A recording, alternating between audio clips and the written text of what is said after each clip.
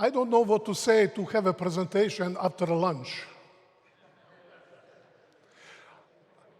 Actually, if you ask me to have a very, very theologically difficult presentation, I like doing it after lunch. I don't have any objection. Everybody is approving what I'm saying. You know? Yes. I want to express my deep gratitude to most of you approaching me, expressing your condolences. Actually, my mother was 101. I was just a few weeks ago, I was in Croatia. I'm Croatian. And she could hardly communicate with me, but there was one thing that she understood, and there was a smile on her face when I said, "Mom, goodbye. See you at the morning of resurrection." And there was a big smile. I grew up in family. We did not do Adventism. We were Adventists. My parents were Adventists with the heart and soul, and they passed to their 7 children. Adventism was everything what we knew to talk about. Adventism was everything what we practiced. And Adventism was the framework of everything that we were doing. And I just want to tell you, praise God for that blessed hope. I know some of you maybe are experiencing similar situations. But in moments like these, we know how the blessed hope actually comforts our hearts, moves us to go on in our lives. Today, I have a very difficult topic to present. And some pastors really who have a difficult times dealing with this topic. And it's not because of the question if that topic is in the Bible or not, but because of what people are talking, presenting, and the way how describing that topic. I think that my mic is very too strong. Please, can we just go it a little bit down? Yeah. Thank you very much. At Andrews, the subject that I was teaching was Greco-Roman religion. And I try to tell my students to understand that in Greco-Roman world, religion was not defined by priests. It was defined by poets. Priests had nothing to do with religion. Morality was by philosophers defined. One more time, please. It is too loudly, please. If you can go down. Thank you so much. But when I'm thinking about my church, I'm thinking about the same. All understanding of our people about the heavenly sanctuary does not come from the Bible. It comes from artists. How many of you have seen the picture? You know what I'm talking about? That 10 commandments, big 10 commandments, and big God in front of the 10 commandments, and then tiny man before God doesn't know what will happen. You know what I'm talking about? If you go to a church as us, Seventh Adventists, how really the judgment in the sanctuary takes place, they will tell you about that picture. Tell me, where is that picture in the Bible? Unfortunately, it is artists who hardly studied the Bible when they make their picture that defined our theology, especially the theology of the sanctuary. So that's the reason this is the call for us to go this afternoon to the book of Revelation. It's the last book of the Bible. That book really concludes the history of the great controversy that in the Bible started in the Garden of Eden, okay? But we know theologically that it started much, much earlier. So we want to see if the book of Revelation has anything to tell us about this topic. How does the last book of the Bible begin? We know that, the revelation of Jesus Christ. And let me just remind you that the word revelation comes from the Greek word apocalypsis. It's a compound word, apo and calypsis, which really, if you want to translate it in a literal way, it means uncovering, unveiling, or revealing. Which really points to something that was originally covered, held hidden. And the purpose of that book is to unveil something that has been kept hidden from human beings about Jesus Christ. And come on, Greek experts. As you know that in Greek, revelation of Jesus Christ, apocalypsis, Iesu Christou, can mean two things. Subjective genitive, which means that the book of Revelation came from Jesus Christ, or objective genitive, that the book of Revelation is about Jesus Christ. So is the book of Revelation from Jesus Christ, or is it about Jesus Christ? And the answer is yes. May I ask you a question? Is the Bible from God, or is it about God? I hope that we have the answer. For me, personally, the book of Revelation is Jesus' self-revelation. It means he sent that book to tell us something about himself. And that's what we want to understand today afternoon. What is the book of Revelation all about? And you know that revelation of Jesus Christ provides the title of the book. I'm sorry we don't have a time that I make you suffer to come to you to tell you what is the title of the last book of the Bible. You know what is the response? It's Revelation. Revelation of what? Of everything that we want to find in that book. You want to find Bill Gates and vaccine? Of course you will go to the book of Revelation. It's there. Nobody sees it, but you see it there in the book. By the way, the title of this book is not revelation of what I want to find. It's revelation of what is there in the book. This is the revelation of Jesus Christ. This is the title of the book. So please, my question to you is, what is the purpose of the title of any book? I'm sorry if there is a bookstore here, and I want to find a book about history of Friedenthal. I go to that bookstore. I'm just using illustration. I go into the bookstore. I want to buy a book to learn about the history of Friedenthal. And I go and buy the book, History to Biology. I buy that book thinking that it will tell me about Friedenthal. But it is not, because the title is telling us what the book is all about. Please, when you come back to your churches, ask your congregation, when the word apocalypse is used, what is the first thing that comes to your mind? What will be the response of your congregation? You know that very well, much more than I do.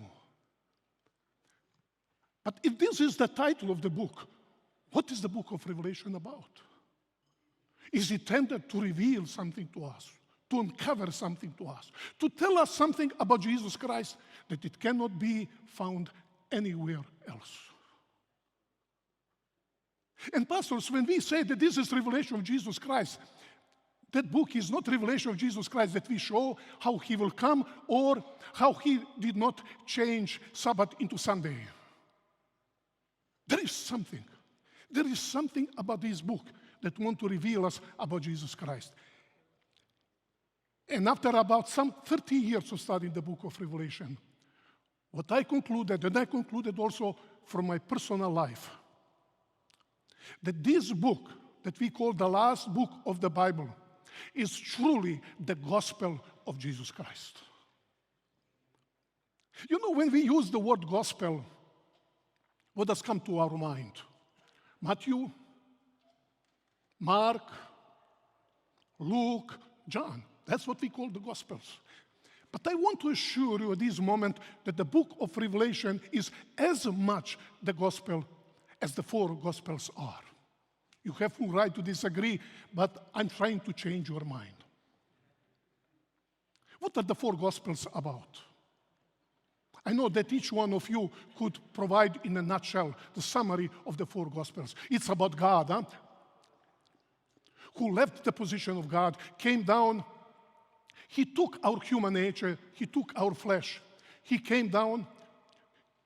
He worked. He did his ministry for 3.5 years.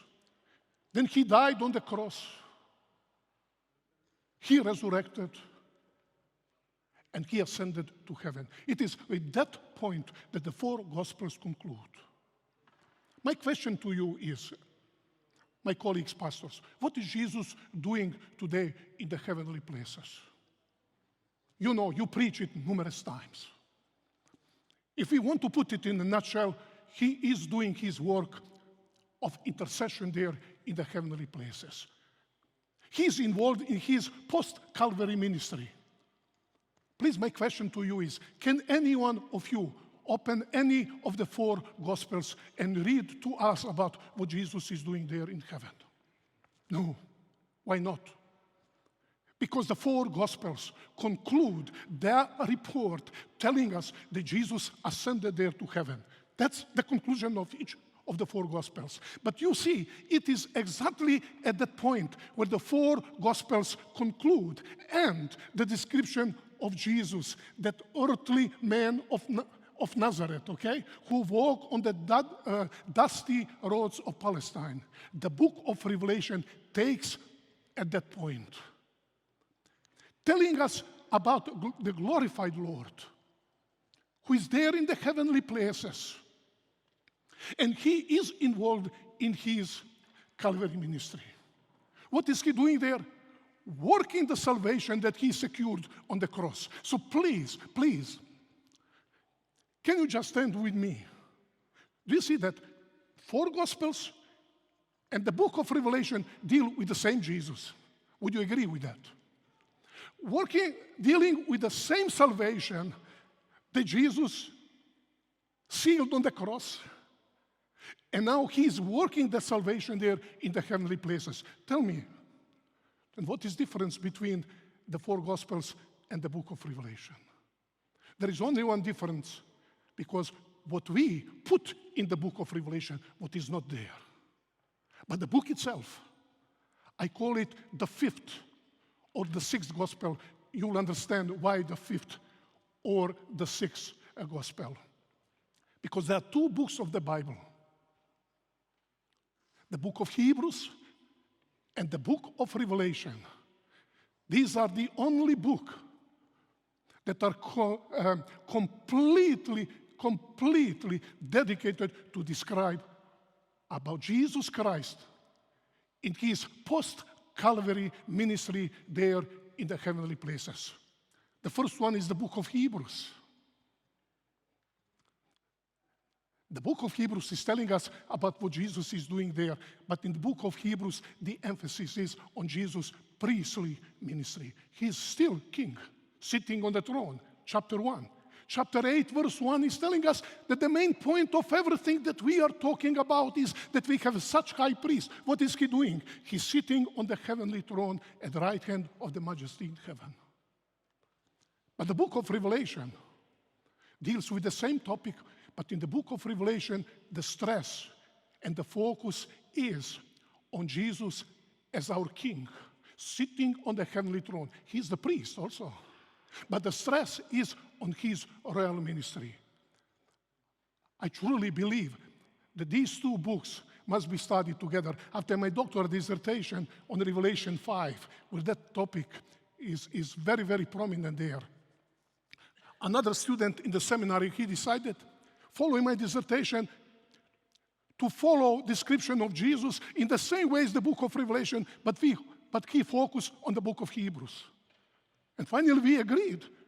It's almost identical, but with two different stresses, two different focuses. Okay? So, this is why the book of Revelation is the gospel of Jesus Christ, telling us about glorified Lord, who is on the heavenly throne at the right hand of the Father. He is involved in his post-Calvary ministry as our king, the ruler. He has authority over our lives, and he is also our priest. He cares about us. So we always have a right to come before the throne of grace at the time of our need and get the help when we have that need. And that's the reason is that Ellen White made this statement.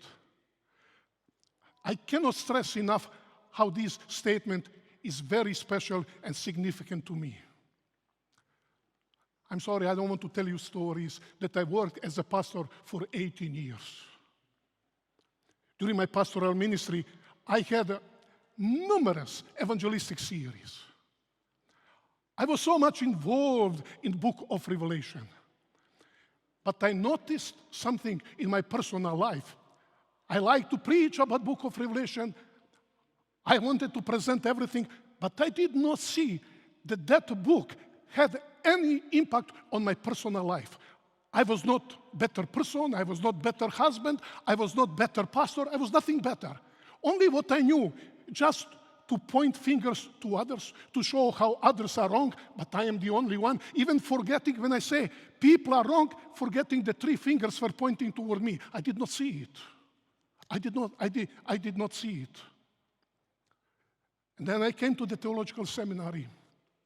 My intention was not to study, to do my dissertation on the book of Revelation. It was on Judaism. But something happened, so I decided to go to this book. And then I came to this statement of Ellen White. Let me read it to you. Advance new principles and crowd in the clear-cut truth. But be not too ready to take a controversial attitude. There will be times when we must stand still and see the salvation of God. Let Daniel speak, let the Revelation speak and tell what is truth. But whatever phase of the subject is presented, uplift Jesus as the center of all hope, the root and the offspring of David and the bright and the morning star. What Ellen White is telling us, whatever you study in the book of Revelation, 666, 7 last plagues, 7 trumpets, whatever topic you study, who has to be the focus of our studies? Jesus Christ. If you don't do it, you don't study the book of Revelation, you're studying your own ideas trying to put into this book. Please don't forget that the book of Revelation is not a Christian Nostradamus book. It's not a Christian horoscope. That we read that book, we know about everything that will happen in the time. That's why we begin our evangelistic series with Daniel 2. Come to us because we know everything what will happen in the future. How much do we know? This coronavirus showed how much we knew. How people could easily switch the side. But she's telling us, whatever you study in the book of Revelation, it has to be Christ-focused. That book is about Him. And this is the title of this book. So the book of Revelation is telling us, talk to us, describing to us about Jesus in His post-Calvary ministry. If we want to put it in a simple way, it's Jesus' work there in the heavenly sanctuary. Oh boy, I just want to tell you is, I know sometimes I say later I regret, but I will say anyway. I know that some of us sitting here, ask your church members, how does the heavenly sanctuary look like? Do you want me to tell you what you will hear from church members? The heavenly sanctuary, it's 2 by 2, like a monastery cell.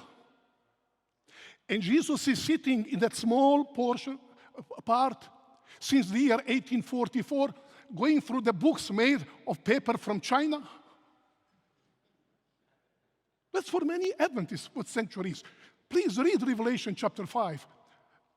When John sees heavenly beings in the heavenly sanctuary, how many attendees are there?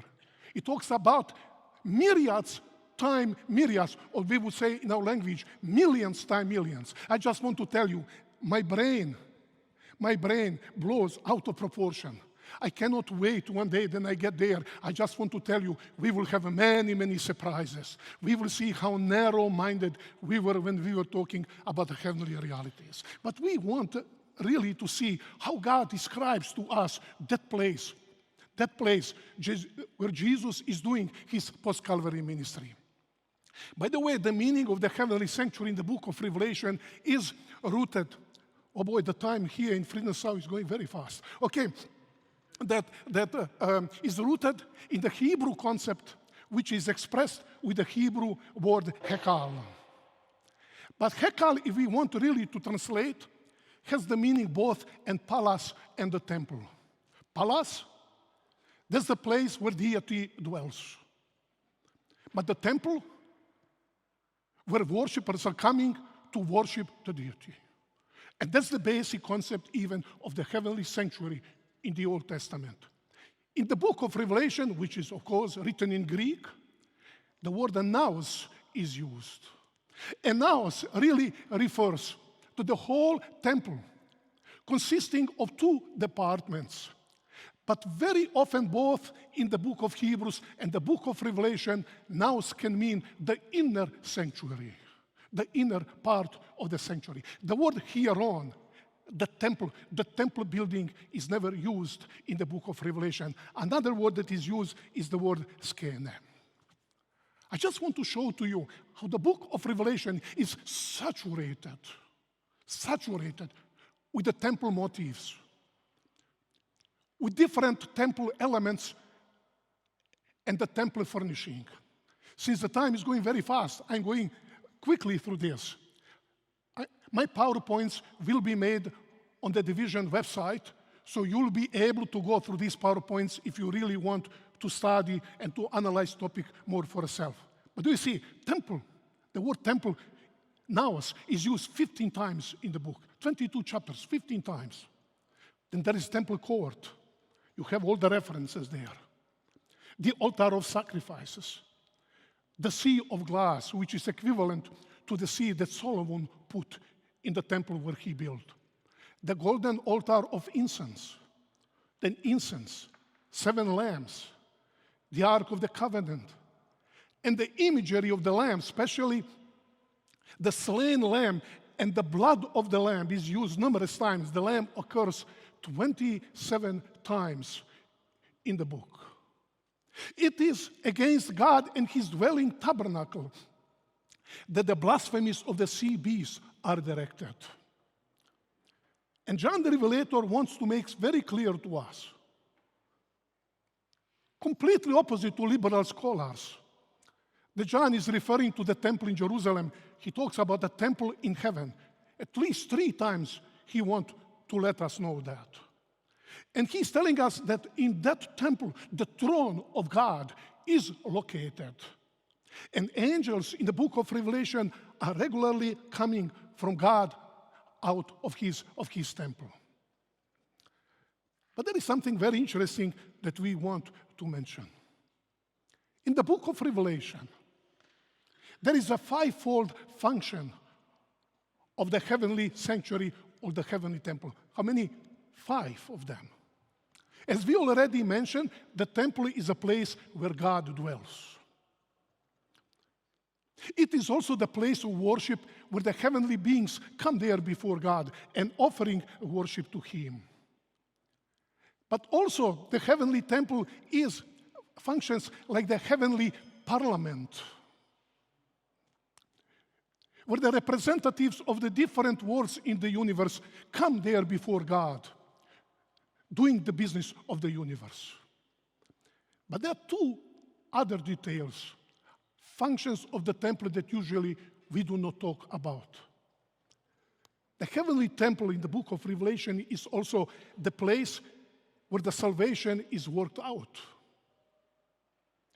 Dealing with the issue of sin, how the sin should be eradicated, how to bring the great controversy to its end. And that's why the heavenly temple in the book of Revelation also functions as the cosmic headquarters of the great controversy.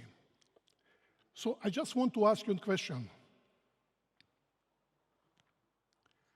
You can see that the dwelling place of God, as the dwelling place of God, the heavenly sanctuary, that function lasts as God from the whole eternity. This is the place where God has always dwelt. It's also the heavenly temple. Throughout all eternity, heavenly beings would come there before God and to offer him worship. And also as the heavenly parliament. This function of the temple has been through all eternity. But these 2 that I highlighted, The temple, heavenly temple, is the place where the salvation is worked out. And also the heavenly temple as the cosmic headquarters of the great controversy. These are the temporal ones. This function of the temple became assumed with the beginning of the great controversy. When God established the plan of salvation. And you see, in the book of Revelation, the last two are particularly stressed in the book. Unfortunately, I find that many often, like my brothers and sisters, are studying the book of Revelation. They really want to focus on the previous three. But the stress in the book of Revelation is on the last two. Why? Because the book of Revelation brings to the conclusion great controversy. The enemy forces are defeated. Sin is eradicated. God establishes his kingdom. And eternity begins over again. That's why John, in chapter 21, when he saw New Jerusalem, he said, I did not see the temple there.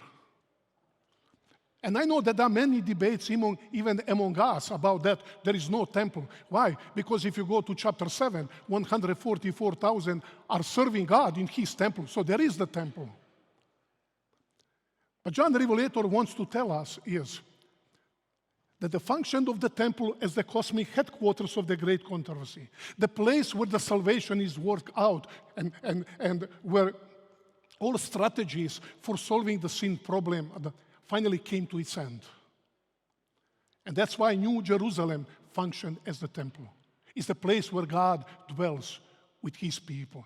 It's the place where God's people are actually worshiping to God.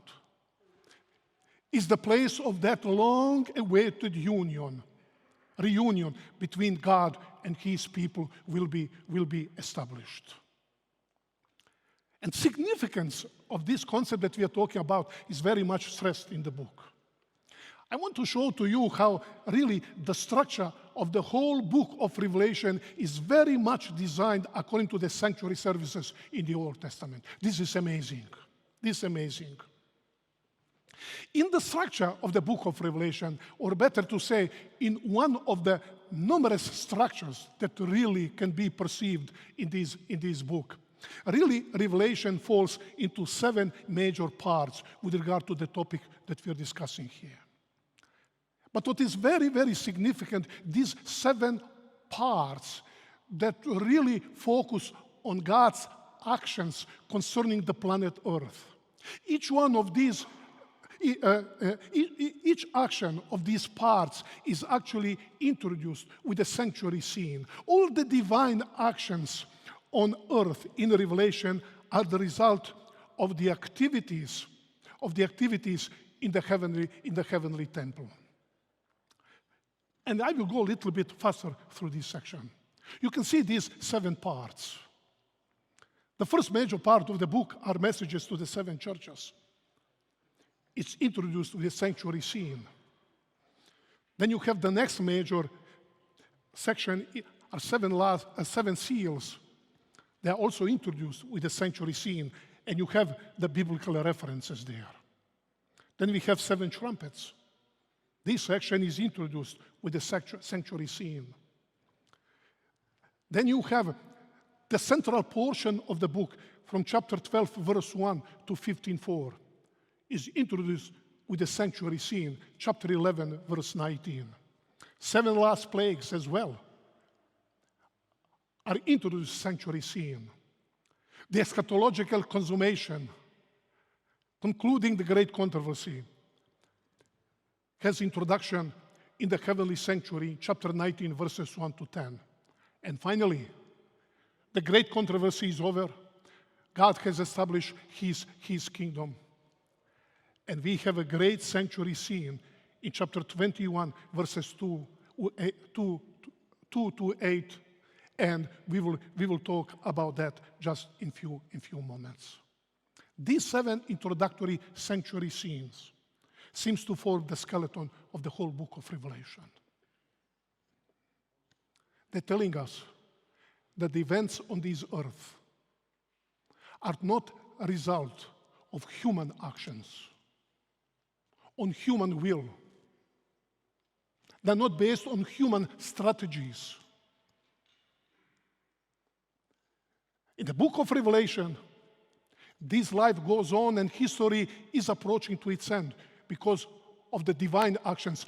And those divine actions are proceeded from the heavenly sanctuary, and now you know why. Because this is a function of the heavenly sanctuary in the book of Revelation. So what we just saw, the 7 introductory actions that proceed from the sanctuary indicate that the heavenly temple in the Revelation is seen as the center of all divine activities. All divine actions that take place upon the earth are described as being preceded by the scenes of the divine activities in the heavenly sanctuary. And on the basis of this, there's something very amazing. That these introductory scenes somehow give us one of several possible chiastic structures of the book. You can see number 1 and number 7 in chiasm, they parallel to each other. This is really not the heavenly sanctuary. The sanctuary imagery is taken as an illustration in Revelation 1 to describe about Jesus' presence with his people.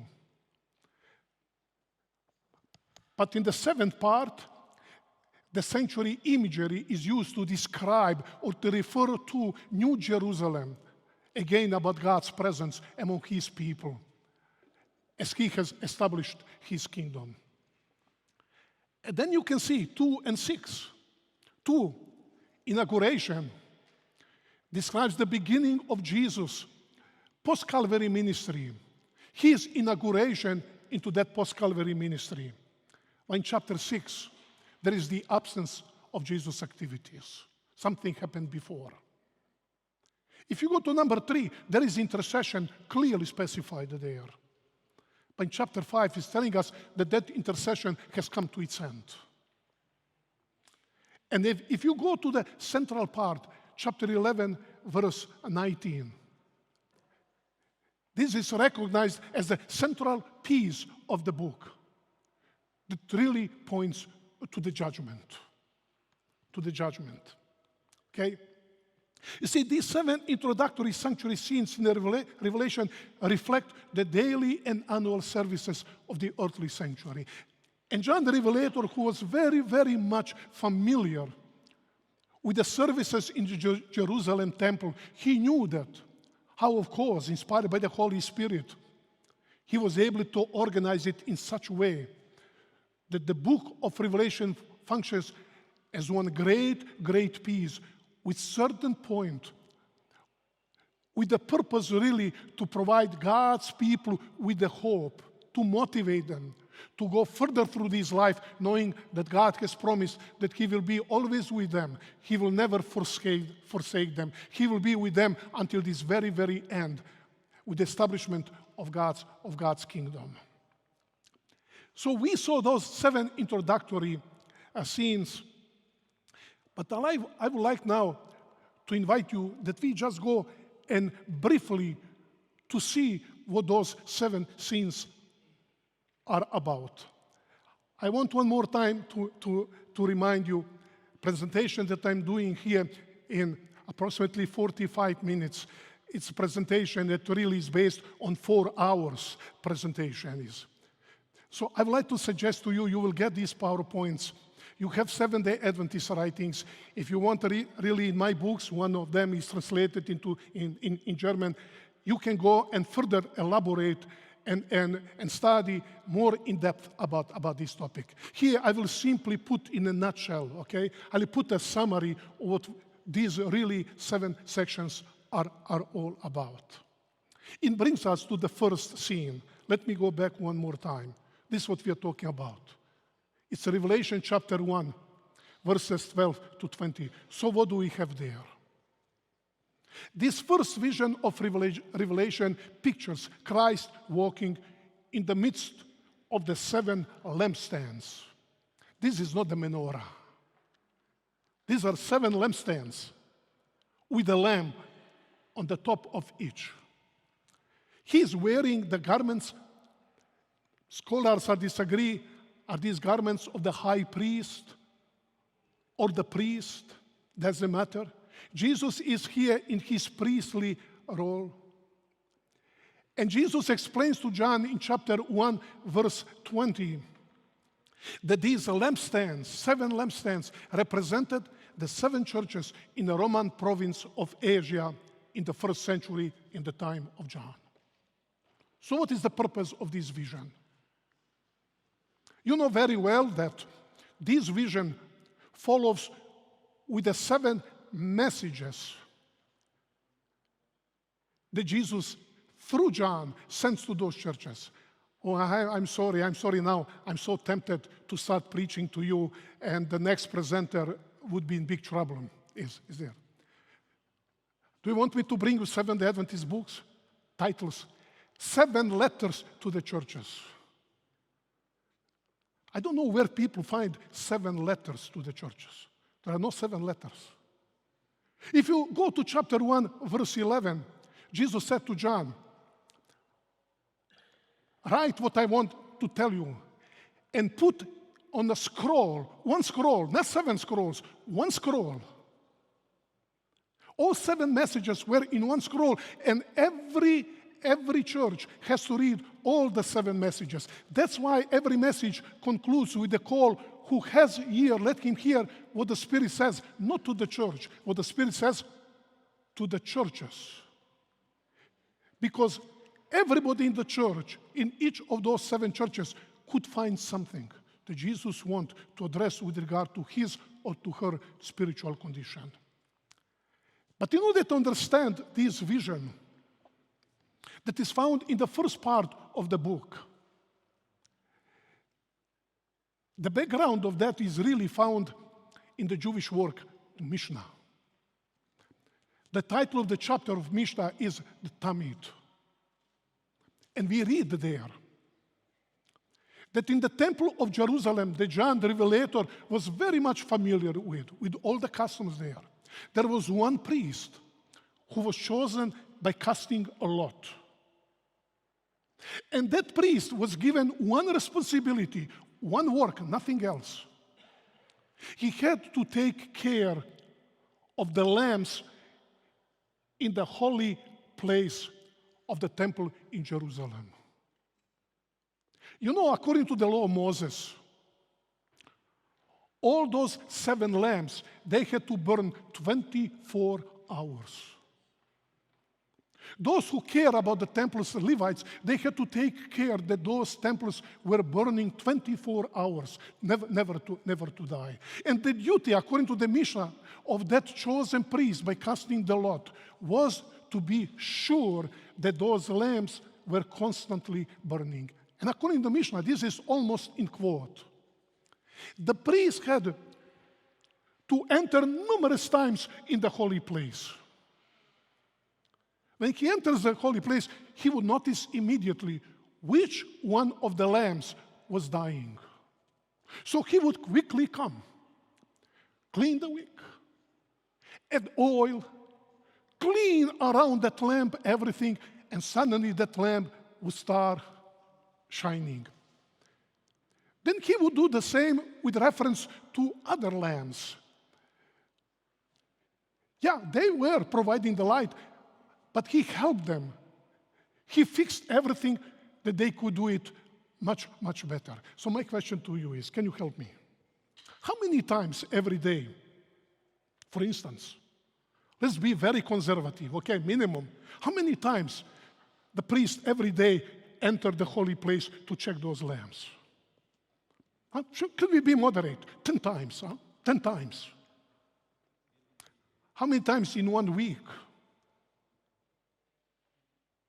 70 times. How many times in 1 month? How many times in 1 year? We're talking about just about 7 lamps. Would you agree with me that the priest, as soon as he entered the holy place, he could immediately see which lamb had the problem, and he could fix it. By entering numerous times into the holy place, he became so much acquainted with each one of those 7 lambs. He knew exactly the condition and the state of each lamb. We saw it already that Jesus explained to John that those lambs, they represented those 7 churches in Asia. Please, if you have your Bibles in your hands, go quickly through those messages to the churches. Go just quickly. You don't need to spend too much time. And you will see that one of the key words of those 7 messages are, I know you. I know where you dwell. I know your situation. I know what you are going through. I know you think you are rich, but I know who actually you are. Please go and see every message. Give us the key word. It's the knowledge of Jesus about those churches. You can see how Jesus uses appropriately the temple imagery, especially those lamps that are in the holy place, to communicate message to his people who lived in the 1st century in Asia Minor. Of course, those messages were sent to the Christians there in Asia. They were sent to them, but they were not only written for them, they were written also for all the future generations of God's people, telling us that the same Jesus who cared about his people in the 1st century, he cared for his people in different periods of human history. He cared for every generation of his people, and he will be with them always until the very end, and he will never forsake them. Now, I would like to invite you that we go to number 7 quickly. I have to stick to my time, okay? Number 7. Keep in mind, we are dealing with the opposite side of this chiastic structure. One more time, the sanctuary imagery is used to describe the New Jerusalem. The last vision brings us back to the earth, like the first vision. This is not in heaven. This is on earth. And in the New Jerusalem, there is no temple because the abiding presence of God makes the city the temple. The earthly sanctuary was the place where God symbolically dwelt among his people. And when John saw New Jerusalem, he hears voice from heaven. These are the words of God himself, and he said, behold, this is the tabernacle of God. This is the dwelling of God among men. He will dwell among them, and they shall be his people, and God himself will be among them. Do you see? God himself portrays, and he refers to New Jerusalem as the temple. Why? Because this is the place where God will finally be reunited with his people. And it's very interesting that New Jerusalem, it's really portrayed within the imagery, within temple imagery. John the Revelator wants to make sure to us in chapter 21, verse 16, that the shape of New Jerusalem is the perfect cube. Perfect cube. It's very interesting is when you go to the Old Testament, that the most holy place, 1 Kings chapter 6, verse 20, was perfect cube. So New Jerusalem is not just a temple. It's the inner temple. It's the most holy place. And we know that in the earthly sanctuary, in the most holy place, the Ark of the Covenant was located, symbolizing God's throne. That's why we have in the book of Revelation that John saw in the New Jerusalem, the temple of God. And finally, in chapter 22, verses 1 to 4, God's people will see his face. We don't have a need for priests. Everybody will have a free access to God. But there is something else. The Old Testament temple housed the Ark of the Covenant, representing the throne of God. In the New Jerusalem, the temple of God is located. Jeremiah prophesied that in the Messianic age, people would not talk about the Ark of the Covenant, because Jerusalem would be called the throne of the Lord. What Jeremiah prophesied in the Old Testament times finally is fulfilled in the book of Revelation. It says in chapter 7, verse 15, they are before the throne of God, and they serve him and worship day and night in his temple. And the one sitting on the throne will be tabernacle of them. I want to show to you on more detail that is very, very significant. If New Jerusalem is a perfect cube, I'm sorry, in France that we had last week, the conference, I brought the perfect cube. We were able to do it together, but you can see on the picture. You can see that the cube has 12 edges. Keep in mind, each edge, John mentioned it's 12,000 furlongs or cubit long. 12 edges. If you have 12 edges, 12,000 furlongs times 12, what is the number that you get? You get the number 144,000. Oh, it solves the problem, because in chapter 19, God's people are the bride. That's 144,000 are the bride. But now the New Jerusalem is the bride. Why? Because New Jerusalem is not about the building. It's about God's people who will be there, where finally God's people will be united with God. They will enjoy his presence there in the New Jerusalem. You see, this is the beginning of the book of Revelation. And with this sanctuary imagery, the book of Revelation concludes.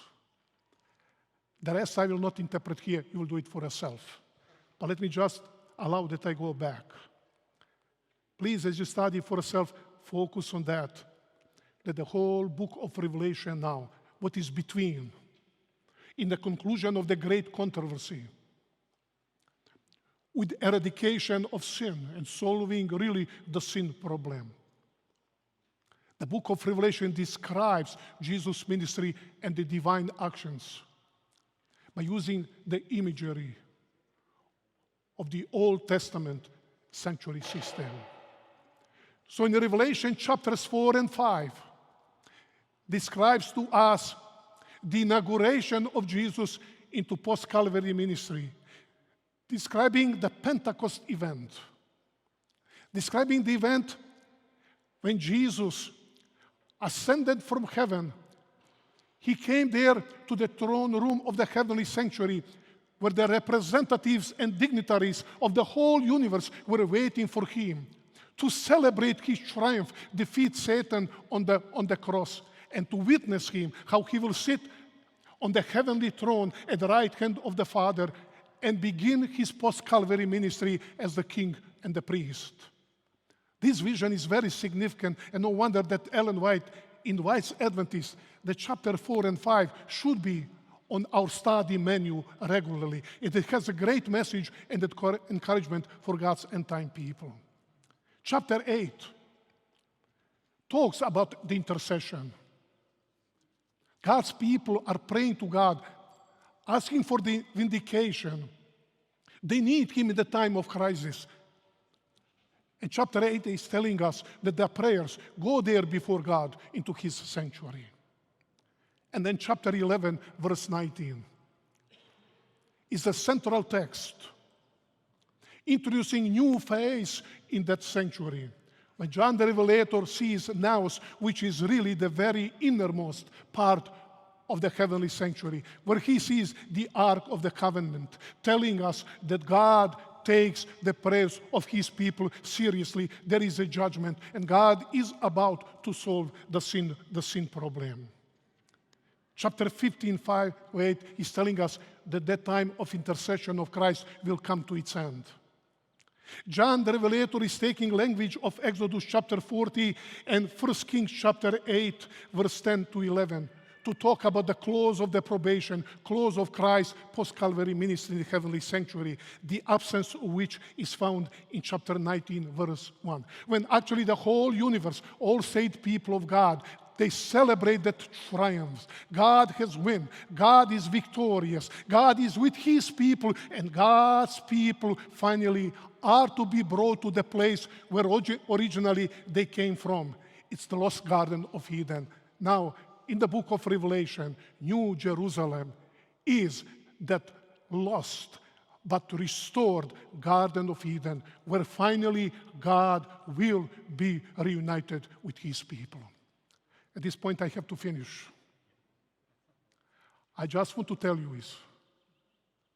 In my view, that if you do not take the sanctuary concept in the book of Revelation, it is almost impossible to understand really what the book of Revelation is all about. God using that language that really appeals to our senses. With what message? That heaven is not indifferent to the suffering of God's people. God promised, and that we always, at the time of crisis, we can always come there to the throne of grace. Always come. He is there. The one who was on the cross, he spread his hands there to die for us. He is there. But this time, his hands are stretched toward us, telling you, come to me at the time of your need. That's actually what the book of Revelation is all about. Pastors, I would like to invite you, preach the book of Revelation, not what you want to find in that book. By studying that book, maybe some of us sitting here can experience conversion that I experienced by studying this book. And maybe there is somebody in your congregation who needs that encouraging message. And that book wants to tell us one day, when we find ourselves in that restored Garden of Eden, which is New Jerusalem, we'll give that glory. We'll sing that song to the Lamb, the one who died on the cross of Calvary. That's why this book is called Revelation of Jesus Christ. May God bless you.